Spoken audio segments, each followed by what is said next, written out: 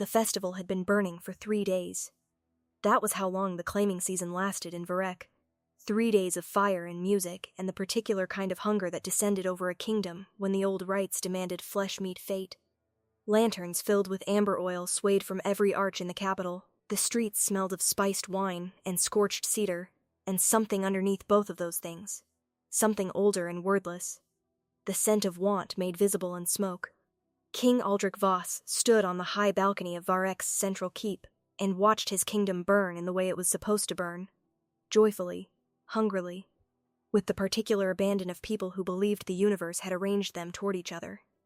Below him, thousands of his subjects moved through the firelit streets in the elaborate choreography of the festival. Alphas in their formal house colors, Omegas in the pale ceremonial linen that the old traditions insisted upon, and the great sprawling middle of Betas who watched the whole affair with the benign detachment of people watching a storm from a dry room. He should have felt something. That was the quiet problem Aldrich had been carrying for 5 years of claiming festivals, a problem he'd never spoken aloud to anyone. He stood in the place where a king was supposed to feel the pull of the right, the sacred hunger of his nature rising to meet the season, and he felt almost nothing. His instincts were functional, a doctor had confirmed as much, but they were quiet things, subtle things. More like a compass needle's slight tremor than the thunderclap his generals described when they spoke of their own claiming seasons with the helpless, embarrassed reverence of men confessing to religion. He was beginning to believe he was simply not built for that kind of wanting, that perhaps what the universe had arranged for him was solitude in very good rooms. Then his sense shifted, and everything changed. It was not a gradual thing. It was not a compass needle trembling. It hit him the way cold water hits when you're not expecting it. Total, immediate, reorganizing. And for 3 full seconds, Aldrich stood gripping the balcony railing with both hands and simply tried to understand what was happening to his own body. Below him, somewhere in the festival crowd, was the source of it. A scent like winter rain on warm stone, dark honey under ice, something faintly mineral and clean and devastating. His instincts, so long silent, rose up in a single unanimous motion, ancient and specific and unmistakable. There. He had never understood the word mate as a physical experience before that moment. He had read about it, studied the biological literature, listened to his advisors describe the mechanics of the bond with the slightly clinical precision of men describing a natural law. He had thought he understood it intellectually. He had been wrong. Understanding the definition of music was not the same as hearing a chord that made you forget your own name. He was down the stairs before he had made the decision to move. The Omega's name, he would learn in the next several minutes, was Sarah. She was not noble. That was the first thing he registered when his guards cleared a path and he found himself standing 6 feet from the source of that devastating scent. She was not noble, not wealthy, not dressed in the fine linen of families who took the festival seriously as a social event. She wore the ceremonial white the same way someone wears something borrowed, correctly, but without ownership. Her hands were calloused. Her hair was simply braided. She was eating a piece of festival bread with the focused appreciation of someone who had been hungry before and did not intend to waste the moment. She looked up when the crowd shifted around her. She looked at him. He watched her understand, in real time, who he was. Watched the recognition move through her expression. The slight widening of her eyes. The involuntary straightening of her spine. The moment where she understood that the King of Varek was standing in the festival street, in his house colors, with an expression on his face that he already knew was probably quite transparent. He watched her understand all of that, and he watched her make a decision. "Your Majesty," she said, and her voice was steady. That steadiness he would think about for weeks afterward, how completely steady her voice was. "The festival is beautiful this year. I hope you're enjoying it." She turned back to her bread. Aldrich stared at her. He was 29 years old. He had been king for 6 of those years. He had negotiated war treaties and survived assassination attempts, and once sat for 11 hours with a dying general, and held the man's hand and said the right things when there were no right things. He had, by every reasonable measure, considerable experience with difficult situations. He had no experience whatsoever with being dismissed by an Omega who had correctly identified both his rank and his intent, and had simply chosen, with great equanimity, to continue eating. "I don't believe we've been introduced," he said, which was true and also deeply beside the point. "Sarah of the Ashwood district," she said, not unkindly. "I make lamps. I have a stall near the eastern gate if you're ever in need of one." A pause. I suspect you have sufficient lamps. I find myself suddenly less certain of that. She looked at him again. This time the look was more complicated, measuring, a little wary, with something underneath the wariness that was harder to name. She could feel it too, he understood suddenly. The pull. She was standing in the same storm he was standing in, and she was making the choice to stay dry. You should go back to your balcony, she said. The festival is for everyone. It's not meant to be disrupted by rank. The right doesn't recognize rank. The right, she said with a precision that suggested she had thought about this, is a tradition that works beautifully for people who are prepared for what follows it. I'm not prepared for what would follow it with you. She folded the remnant of her bread in her cloth and tucked it into the bag at her hip with the tidiness of someone who wasted nothing. Good night, Your Majesty. She walked away. He stood in the festival street, surrounded by his guards and his house colors and the baffled attention of everyone within 50 feet, and watched her go. He told himself he wasn't looking for her. He was conducting a walking assessment of the Eastern District's lamp stalls, which was a perfectly reasonable thing for a king to do. And if that assessment happened to lead him to a particular stall near the gate, where a woman with calloused hands was demonstrating, with quiet expertise, the way a properly sealed lamp burns more evenly than a poorly sealed one, that was simply the direction the assessment had taken him. He was there for approximately 4 minutes before she looked up. You should have sent a herald, she said, so I could have been out. You knew I was coming? I knew you might. She set down the lamp she was working on and faced him with the same steadiness as before, and he noticed again how unusual it was, that steadiness. Most people became something different in his presence, not always worse, but different, performing for the rank even when they didn't mean to. She seemed to experience him at face value, which was both more comfortable and more disconcerting than he'd expected. Your Majesty, I understand what the festival meant. I understand what you're feeling. I need you to understand that my answer is the same as it was. I haven't asked you anything yet. You were going to. He had been. He leaned against the counter of her stall with a deliberateness that was intended to communicate he was in no hurry, which was a social tactic that worked very poorly on someone who immediately picked up her lamp and resumed working on it. Can I ask why? He said. She was quiet for a moment, fitting a seal on the lamp with the focused attention of craft. Then she said, because the right would bind us, and binding is not the same as choosing. I don't want to be bound to someone who wants me because a biological process told him to. That's not a life. That's a very elaborate cage with very nice furnishings. That's an uncharitable interpretation of a bond, is it? You came to the festival every year for 5 years and felt nothing. I know that because if you'd felt it before, the entire kingdom would know. Kings don't quietly claim omegas, and then the 6th year, you feel it, and you come directly to me. And you would like me to understand that this is about me specifically and not about the fact that I happened to be standing in the right place when your nature finally activated. She looked up at him. I don't doubt the pull is real. I feel it, too. I'm telling you that I don't believe the pull is the same as love, or respect, or any of the things that I would want from a life with someone. Aldrich was quiet for a moment. That's a very thorough argument, he said. I've thought about it since the festival. So have I. I arrived at a different conclusion. You're a king, she said, not unkindly. You're accustomed to arriving at conclusions and having them confirmed by events. I'm not going to confirm this one. She handed him the finished lamp. Take this. It's a good one. It'll burn cleaner than anything in your keep. He took it. He looked at it. He looked at her. I'll come back, he said. I know, she said. I'll be here. He came back 7 more times in the next 2 months. He did not come back as a king conducting civic assessments. He came back as himself, or at least as the version of himself that was possible in a lamp stall in the Eastern District, which was less encumbered by ceremony than the version that existed in throne rooms. He came back in plain clothes when he could manage it, accompanied by only 1 guard who had the good sense to remain at the edge of the market and look at other stalls. And he sat on the customer's side of her counter, and he asked questions and he listened to the answers. She had a quality of explanation that was neither condescending nor abbreviated. She spoke as if she assumed you were intelligent and simply hadn't encountered the information before, which was the most useful pedagogical posture he had ever experienced and the rarest. He learned about lamps. He learned more than he had expected to want to know about lamps. He learned the difference between cold press and hot press oil, and what each one meant for burn quality, and which wick grades suited which vessel geometry, and why a sealed lamp cost more and lasted longer and was the more honest economics even if it looked expensive in the moment. He thought, more than once, that half his trade advisors could learn something from the way she explained long-term cost against short-term expenditure.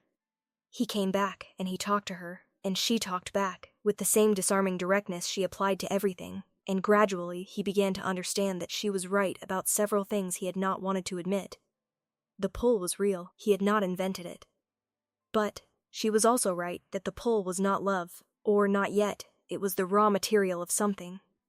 Not the thing itself. The way ore in the ground was not yet a sword.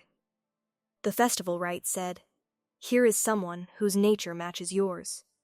It did not say anything else. It did not say whether they were kind or cruel, whether they would respect you or diminish you, whether they would look at you in the dark and see a person or a position. He had spent 5 years believing he didn't want anyone. What he had actually been doing, he thought now, was refusing to want someone he didn't know. His instincts, it turned out, had excellent taste. They had simply been waiting for the right occasion. On the 8th visit, she said, "You've been remarkably patient." "I've been remarkably educated," he said. "I've learned the difference between cut glass and blown glass. I can identify 3 different grades of wick by feel.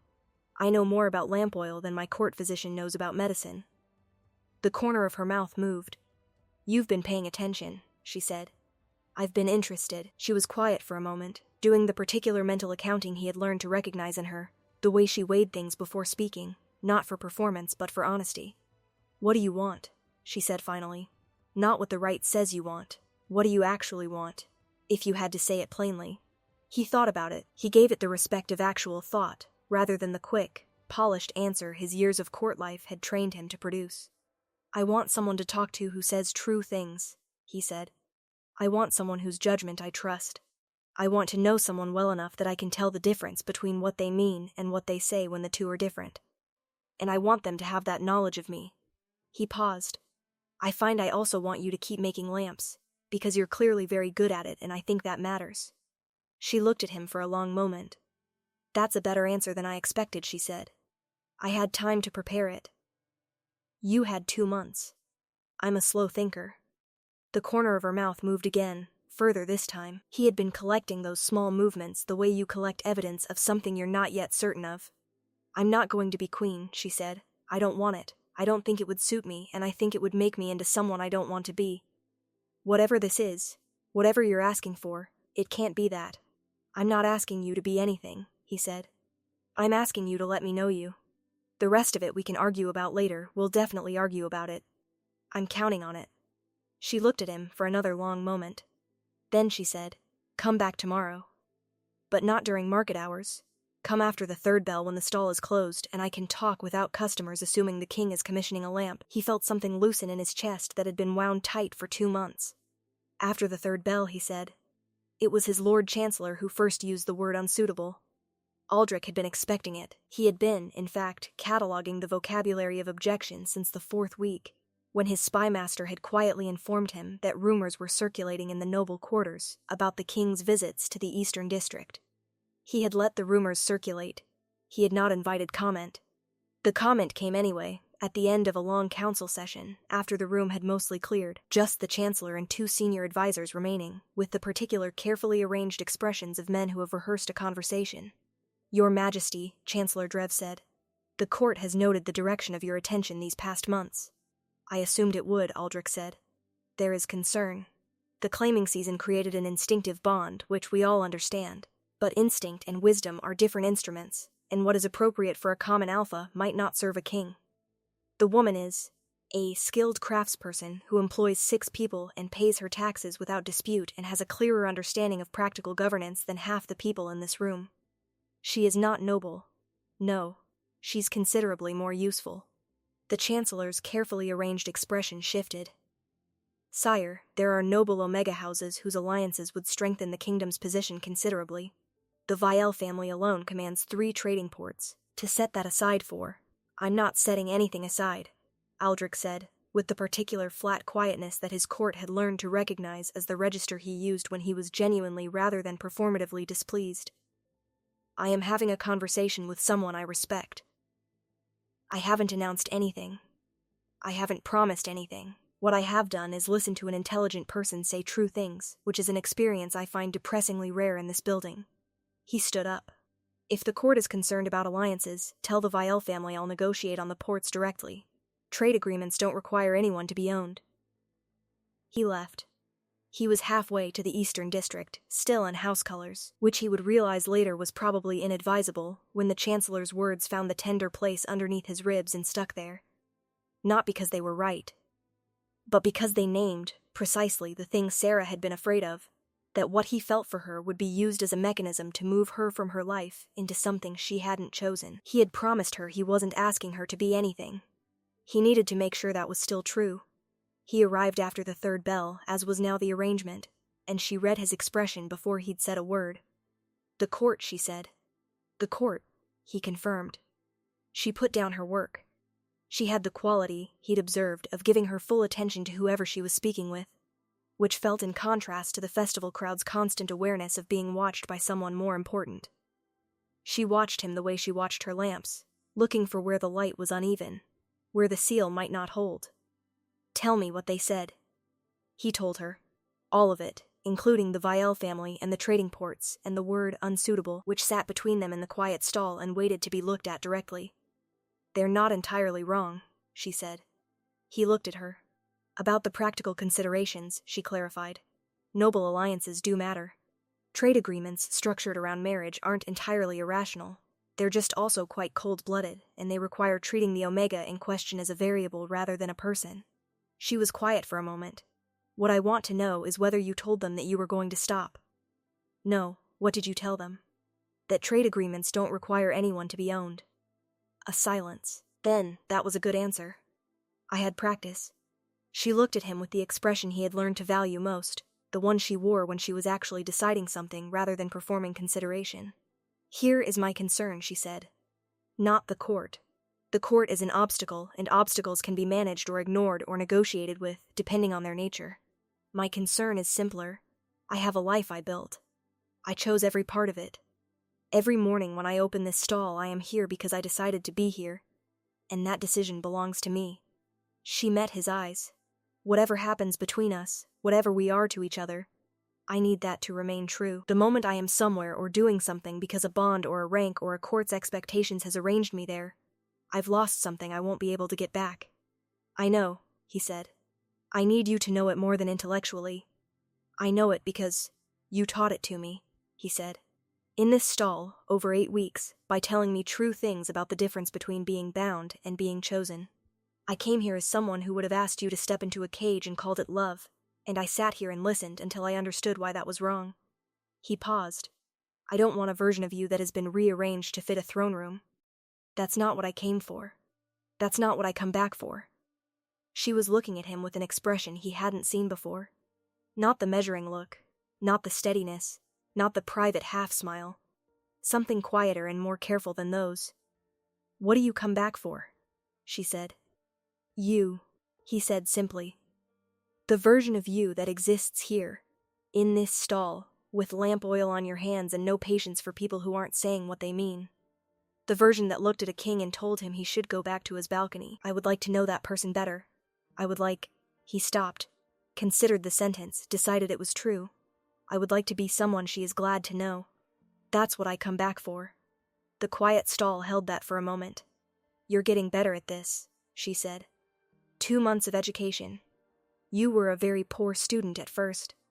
"I improved, marginally," but she was smiling now, genuinely, the full version of it that he'd only seen twice before, and something in his chest that had been carrying the Chancellor's words dissolved.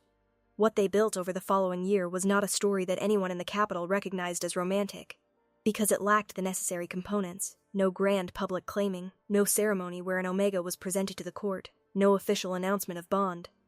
The court watched with the particular frustration of people who wanted a narrative and were being denied one.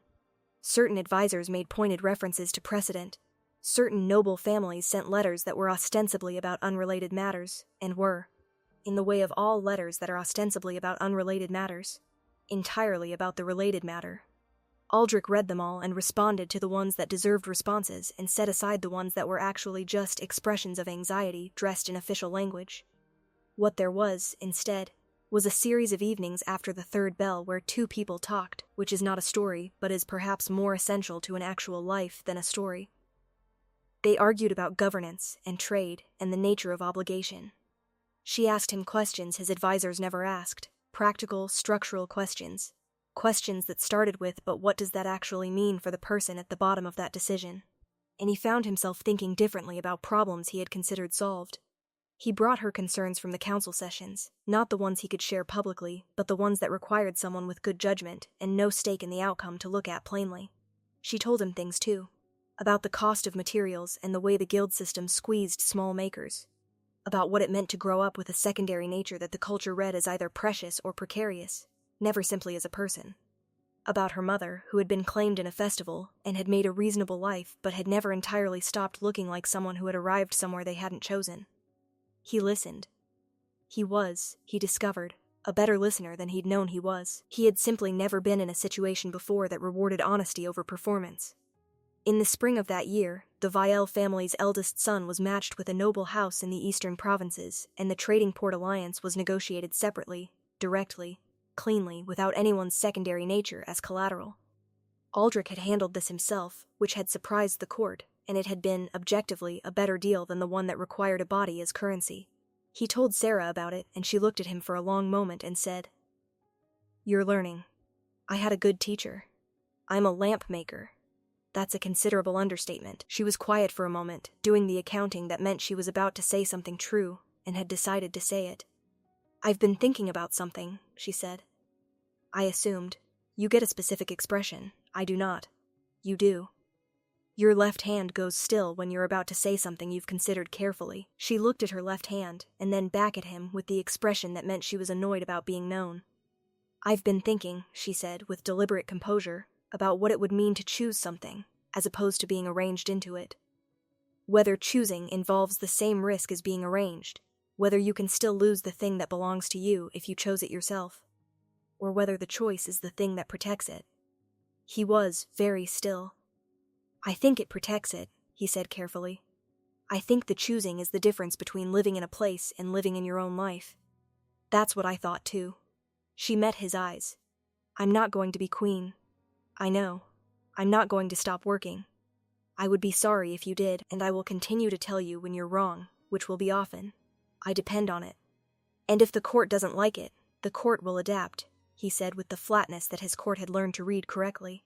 "Or they will find the experience of being unhappy about it very clarifying." She looked at him for a long moment. Then she said, with the careful precision of someone who did not say things they did not mean, "Then I'm choosing this." He felt it differently than the festival poll. The festival poll had been a weather event, total, external, something that happened to him. This was something else.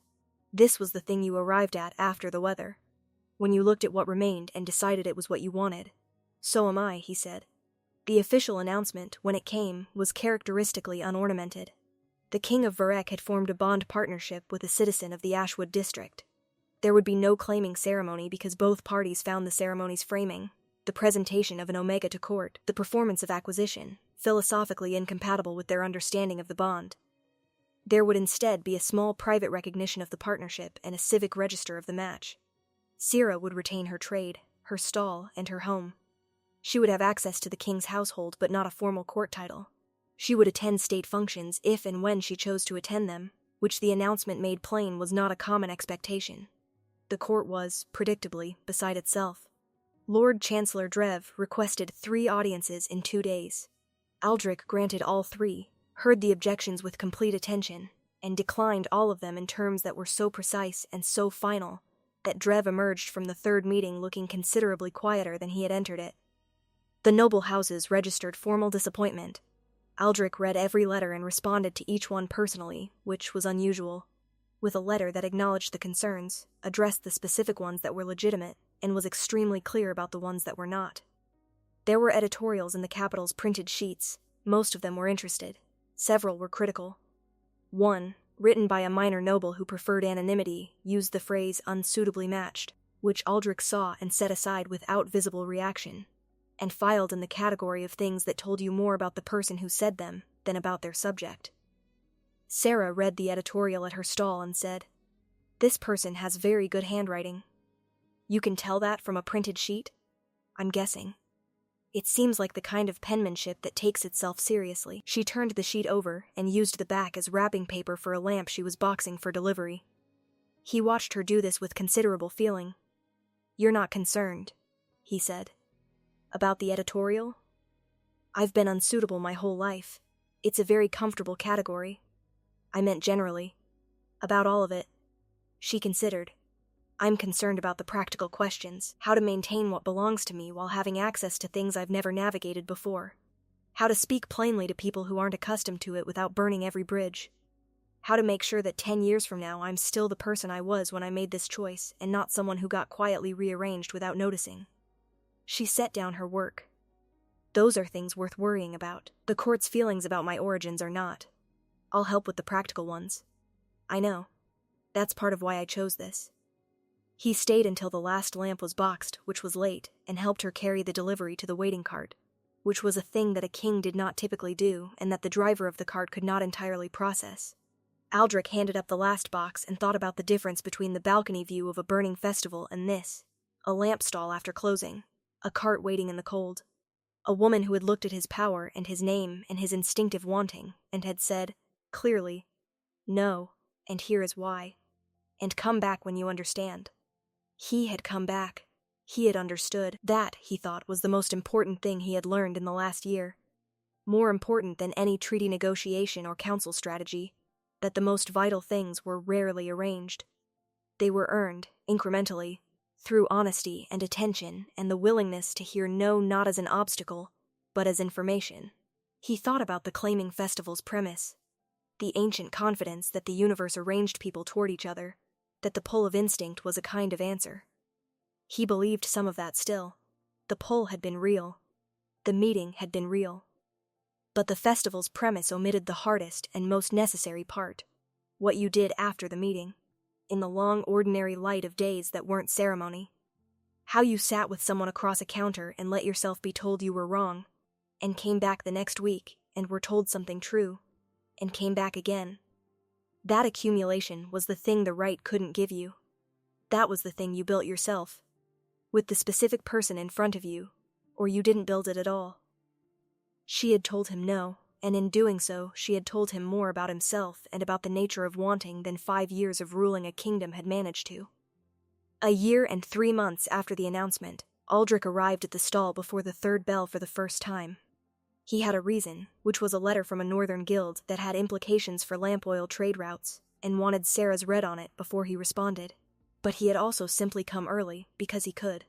Because the mornings here were different from the mornings in the keep, louder and cooler and smelling of oil and cedar, and the particular quality of morning light that existed only at market level, unremediated by architecture. She was already at work. She didn't hear him arrive over the noise of the market. And for a moment he stood at the entrance to the stall and watched her without her knowing she was being watched.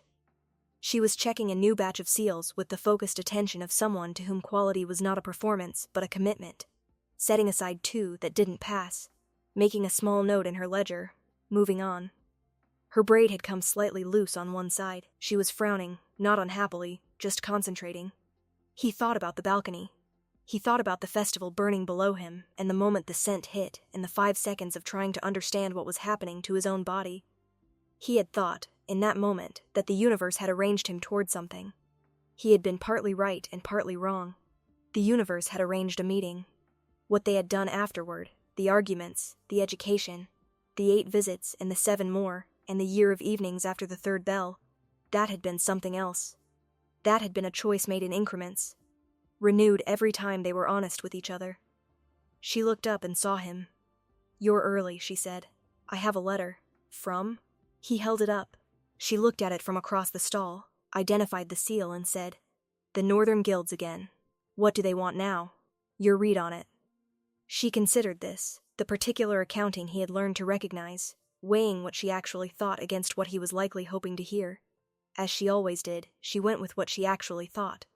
"I'll read it," she said, "but you're making yourself useful first. The delivery boxes are in the back. Start counting." He went to count the boxes. It occurred to him, stacking lamp boxes in the back of a stall in the eastern district of a kingdom he ruled, that this was the most at home he had ever felt in his own life. Not in spite of the choice she had made. The choice to reject him, to name the terms, to decline the cage of a bond without consent, but because of it. She had refused him, and in refusing him had defined the only version of this that could have been real. A king who had wanted her as a possession would have found nothing of value here. A man who had listened, who had been told no and heard what the no contained, and had come back to learn the thing the no was teaching. That man had found something that no title and no claiming ceremony and no festival tradition could have arranged for him. He finished counting the boxes and went back out. She was reading the letter, her left hand still. When she was finished, she set it down and looked at him with the expression that meant she had something true to say. "They're trying to consolidate," she said. "If you agree to their terms, you'll be giving them leverage over 3 of your southern distributors within 2 seasons. The nice language in the middle of the letter is a distraction from the clause at the end. I thought as much. What would you tell them?" "I'd tell them you're happy to discuss partnership structures that don't involve quietly absorbing your supply chain, and that you'll be in contact." She paused. "And I'd tell them in your own words, not the court's. The court language sounds polite and says nothing. The guild language sounds like you mean it, because you do. You'd make a very good chancellor," he said. "I would be a catastrophic chancellor," she said. "I have no patience for ceremony. That's the part I was recommending." She handed the letter back to him. Their hands overlapped briefly. He was still, in the way he had been still on the balcony, present, specific, certain. "After the 3rd bell?" she said. "After the 3rd bell," he said. He folded the letter and put it in his coat and went back into the market, which was loud and cold and smelled of cedar and oil, and the ordinary life of a city that had been burning festively, this week as every year, in the arranged direction of its hungers. He walked back through it differently than he had walked into it 15 months ago. That, finally, was the whole of the story. A man who had arrived certain he was owed something, who had been told no in the clearest possible language, who had chosen, against every instinct of rank and wanting, to hear the no as a door rather than a wall. He had walked through it. On the other side was not what the festival had promised him. It was better than that. It was something he had participated in making, which is the only kind of thing that truly belongs to you.